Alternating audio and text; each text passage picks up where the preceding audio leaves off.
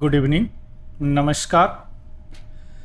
Divisibility rule मैंने पिछले जो लेक्चर है, पिछले जो क्लास है उसमें मैं बताया हूँ कि 2, 4, 8 और 16, इसके अलावा 3 और 9 और थोड़ा सा 11 के बारे में भी बताया। इसके साथ ही कुछ क्वेश्चंस भी सॉल्व करके हमने वहाँ पे देखे हैं और इसके अलावा जो भी कंसेप्ट है इससे रिलेटेड वो सारी चीज़ हमने डिस्कस कर लिया। अब यह आपके ऊपर डिपेंड करता है कि कितना प्रैक्टिस करते हैं कि इस तरह के क्वेश्चंस एग्जाम में नहीं छूट पाए। क्लियर। आज हम डिस्कस करेंगे इसी को आगे बढ़ाते हुए, जैसे 7, 13 और भी 5, 10 का डिस्कस करेंगे। चलिए शुरू करते हैं। सबसे पहले डिविजिबिलिटी रूल 7 और 13 का देखते हैं, यानी 7 और 13 का। तो सबसे पहले 7 का देखते हैं। 7 का डिविजिबिलिटी रूल क्या कहता है कि इसका किसी भी अंक का यूनिट डिजिट, ध्यान से समझिएगा, यूनिट डिजिट को 2 से मल्टीप्लाई कर दीजिए। यूनिट डिजिट को 2 से मल्टीप्लाई कर दीजिए और माइनस कर दीजिए subtract in remaining number. Subtract in remaining number यानी जो भी बचा उससे अगर उसमें घटा देंगे, अगर वह 0 आ गया या 7 का मल्टीपल आ गया, मीन्स वह नंबर 7 से मल्टीपल होगा। जैसे एक एग्जांपल लेते हैं, सपोज करते हैं 1071, है ना। एक एग्जांपल ये क्या है, यूनिट डिजिट क्या है इसका, 1 है। क्या है यूनिट डिजिट, 1 है। और 1 को 2 से गुना करेंगे, यानी 1 गुना 2 इक्वल टू 2 हो जाएगा, है ना। यानी 107 माइनस 2 क्या हो जाएगा, 105। इसको भी सिंप्लीफाई कर सकते हैं। यूनिट डिजिट क्या है इसका, 5, तो यह क्या हो जाएगा, 5 इंटू 2 यानी 10। अब इसमें से 10 में से 10 चल जाएगा, क्या हो गया, 0। 0 या 7 का मल्टीपल है, इसका मतलब यह 7 से कट जाएगा। क्लियर। इसके अलावा भी क्या करते हैं, पेयरिंग करके भी 7 का करते हैं।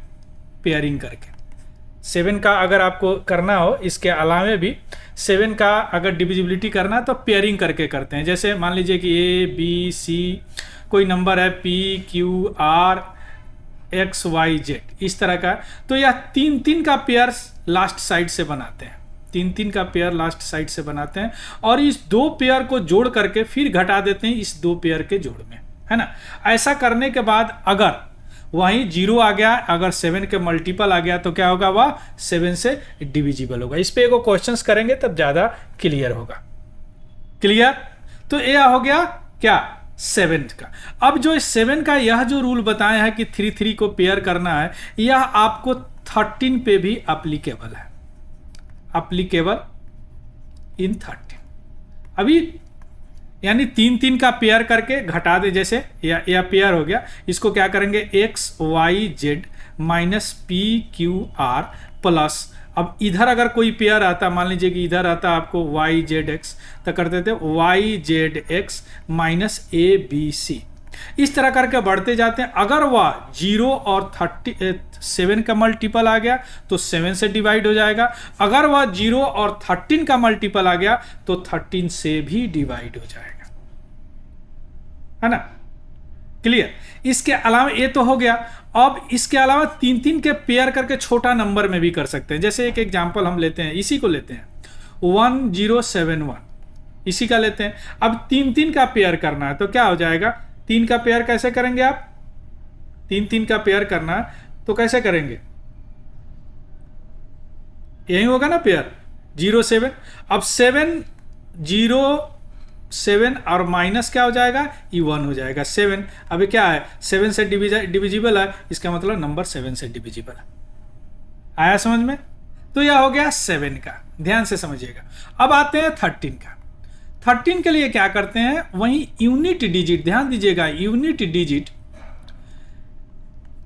मल्टीप्लाई बाई 4, अब प्लस ऐड कर देते हैं all remaining, add the remaining number, यहां सब्सट्रैक्ट करते हैं रिमेनिंग नंबर। अगर वह 13 का मल्टीपल आ गया तो वह नंबर 13 से डिविजिबल होगा। जैसे 2366। अब देखिए 4 से इसको यूनिट डिजिट को, तो 2 यूनिट डिजिट क्या है, 6 इंटू 4 क्या हो जाएगा, 24।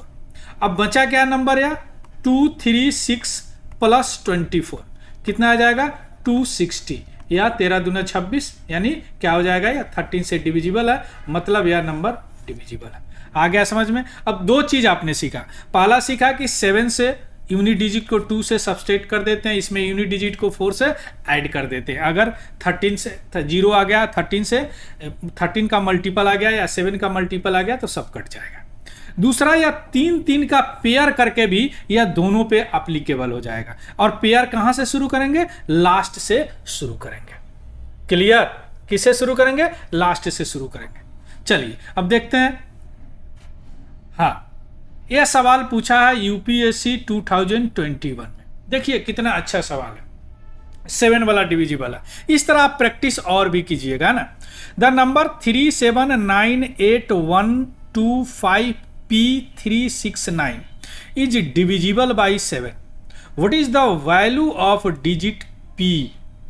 अब देखिए इसमें यह डिविजिबल है 7 से, P का मान निकालना है। तो देखिए 37981255P369 यही है।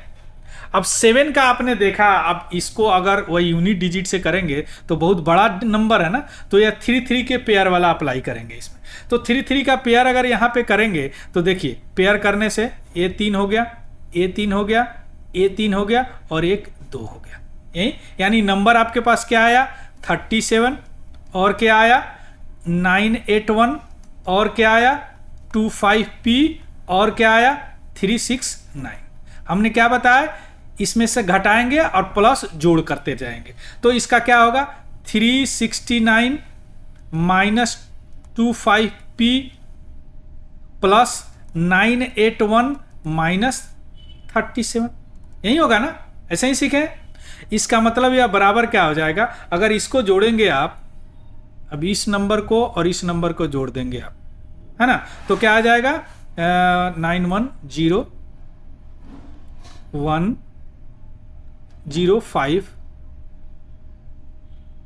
9101 814 1 15, है ना, और 93 12 1 13 1350, यानी 1350 माइनस 25P और माइनस 37, यही आएगा। अब इसको भी इसमें से घटा देंगे तो कितना बचेगा, ये घटाएंगे तो 73 और ये हो जाएगा 43, यानी 1313 माइनस 25P। क्लियर, ये आपका मान आ गया। क्लियर। अब यहां पे ध्यान से देखिए, यहीं पे ट्रिक हो रहा है। अब ये 1313 और माइनस 25 इसको क्या बताना है, 7 से डिविजिबल बताना है।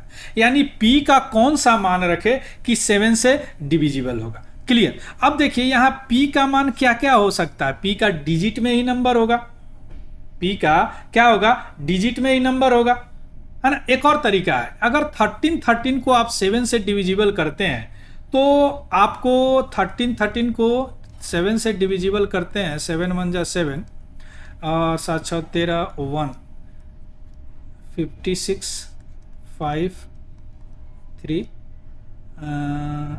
49, यानी 4 रिमाइंडर आ रहा है। अगर 7 से डिविजिबल करते हैं तो 4 रिमाइंडर आता है। अब इस 5P पे थोड़ा सा विचार करते हैं। देखिए 5P इक्वेशन में वह क्या हो जाएगा, या तो 0 से लेके और 9 तक होगा 0, या 0 से लेके और 9 तक ही होगा, यही होगा ना, डिजिट होगा। यानी इसका वैल्यू क्या हो जाएगा, 250 से लेके 259 तक ही होगा। अब देखिए 252 जो है और 252 और 259 क्या है, यह 7 से डिविजिबल है। क्या है, 7 से डिविजिबल है। अब 250 जो लास्ट है 7 से डिविजिबल है, लेकिन रिमाइंडर क्या है, 4 है। तो इसको 4 को हटाने के लिए इसमें 4 जोड़ देंगे तो क्या हो जाएगा 256, यानी P का मान क्या होगा, 6 होगा। यहां पे आया बात समझ में। Hence the value of P बराबर 6। क्लियर। अब इसको चेक कर लीजिए आप, 1313 और माइनस 256 घटाइए तो क्या हो जाएगा 1057। अब देखिए 7 से डिविजिबल है, इसको 7 1 जा 7 3 5 7 4 जा 7 5 जा 35 और 7 1 जा 7 है ना डिविजिबल, इसीलिए इसका आंसर क्या होगा 6 होगा। अब देखिए थोड़ा सा अब ये कैसे डेवलप हुआ, अब आप प्रैक्टिस करेंगे तो यह डेवलप होगा। यहां तक तो आप पहुंच जाएंगे। अब यहां से सोचने वाली बात है, यहां से सोचने वाली बात है कि P का वैल्यू हमने क्या डाले, है ना। तो एक तरीका यह हो सकता है कि 0 डालो, 1 डालो, 2 डालो, 3 डालो, 4 डालो, ऐसे करके डाल दो, है ना। दूसरी बात हो सकता है अगर 7 से डिविजिबल है, मतलब यह भी 7 से डिविजिबल होगा, यह भी 7 से डिविजिबल होगा, लेकिन यह 7 से डिविजिबल होने के लिए 4 शेष आ रहा है, मतलब 4 कहीं जुड़ेगा, और इसको 7 से डिविजिबल होने के 2 डालेंगे तो 7 से डिविजिबल हो जाएगा, तो इसमें 4 हम जोड़ देंगे तो क्या हो जाएगा, यह 7 से डिविजिबल हो जाएगा। क्लियर। तो इसका आंसर क्या हो गया 6 हो गया। I hope it is clear to all. Clear. चलिए आगे बढ़ते हैं। अब डिविजिबिलिटी रूल 5 और 10 देखते हैं। 7 तो देख लिया आपने, चलिए सबसे पहले 5 को देखते हैं। इस बड़ा आसान है। इसमें क्या होता है कि यूनिट डिजिट इज या तो 5 हो या 0 हो, तो या क्या हो जाएगा 5 से कट जाए। जैसे कोई भी नंबर ले लो आप, 4 8 7 2 5, या यूनिट डिजिट 5 है, इसका मतलब 5 से कट जाएगा। क्लियर। और 0 भी होता फिर भी कट जाता, 0 और 5। अब 10 में क्या प्रॉब्लम है, 10 में है कि इसमें यूनिट डिजिट केवल 0 होना चाहिए तभी। जैसे आप कोई नंबर ले लो, इसी को ले लो 5 7 6 2 5, 0 डालेंगे तो यह 10 से अपने आप कट जाएगा। क्लियर। तो ये हो गया 5 और 10 का बड़ा आसान सा रूल है। क्लियर। इस पे भी बहुत सारे क्वेश्चंस पूछे हुए हैं, जैसे देखते हैं। If m and n are integers divisible by 5, which of the following are necessarily true? कौन एकदम सही है। क्लियर। अब इसको समझने के लिए देखिए, अब आपने क्या समझा है कि 5 से डिविजिबल कौन होगा, जब जिसके यूनिट डिजिट या तो 0 होंगे या 5 होंगे, है ना। अब इसमें क्या है, m और n है, तो इसमें थोड़ा सा अपना दिमाग लगाएंगे। m को आप मान लीजिए 10 और n को मान लीजिए 5, है ना। यह दोनों क्या है, डिविजिबल है 5 से, एगो को 0 मान लिया, एक का 5 मान लिया यूनिट डिजिट। अभी सब में बैठा के देख लीजिए। m स्क्वायर यानी 100 माइनस n स्क्वायर 25, ये क्या हो जाएगा, विच आर इज 75। यह क्या है 75, यह क्या है 5 से डिविजिबल है, s है। दूसरा देखिए m नहीं, mn है ना, mn है, तो 10 माइनस 5 इजकल टू 5, यह 5 से डिविजिबल है। दूसरा क्या है m square minus m square यानी 100 माइनस 25, यह 75, यह क्या है 25 से डिविजिबल है, हाँ है। अब देखिए यहाँ पे क्या है, m यानी 10 प्लस n यानी 5, 15, क्या यह 10 से डिविजिबल है, नहीं है 10 से डिविजिबल, है ना। अब देखिए यहाँ नन ऑफ दी, अरे ये मुझे लग रहा है कि यहाँ पे कुछ छूट गया है। Which of the following are not necessarily true, yes not necessarily true, sorry आप ठीक कर लेंगे ना। तो इसका आंसर क्या होगा, सी होगा। यानी इसमें से कौन ट्रू नहीं है, गलत हमको बताना, तो ये है जो 10 से नहीं होगा। आया समझ में। चलिए अब हम आते हैं कुछ और रूल देखते हैं, जैसे डिविजिबिलिटी रूल ऑफ 6 12 14 15 और 18। ध्यान से देखिएगा, 6 का अगर डिविजिबिलिटी रूल निकाले तो देखिए कोई भी डिविजिबिलिटी अगर 6 का अगर आप फैक्टर निकालेंगे तो 2 इंटू 3, तो कोई भी अगर डिजिट अगर 2 से अगर डिविजिबल है, 3 से डिविजिबल है, तो ऑटोमेटिक 6 से डिविजिबल होगा।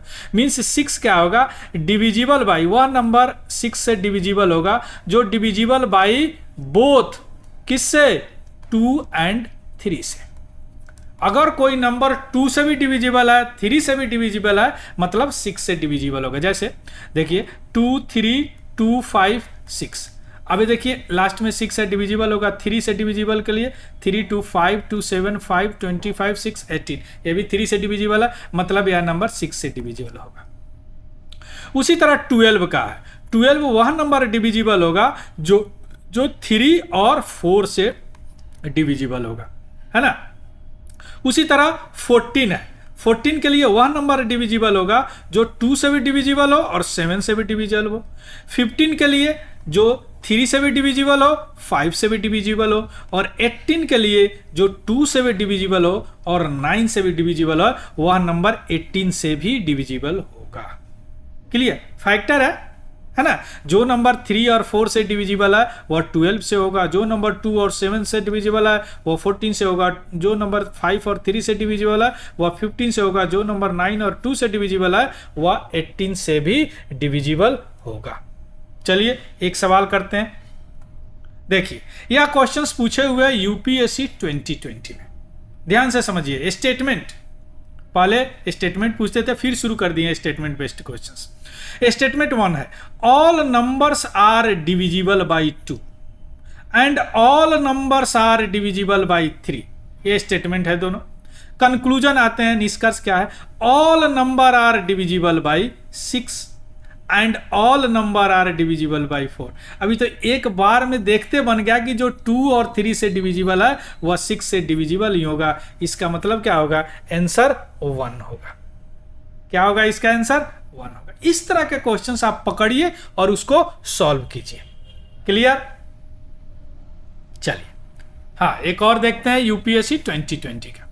ए digit greater than 3 divisible by 3 but not divisible by 6।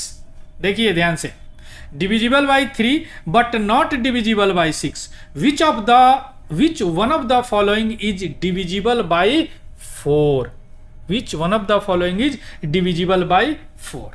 Clear. अब देखिए डिजिट क्या होते हैं, डिजिट क्या होते हैं, 0 होते हैं, 1 होते हैं, 2 होते हैं, 3 होते हैं, 4 होते हैं, 4 5 6 7 8 9।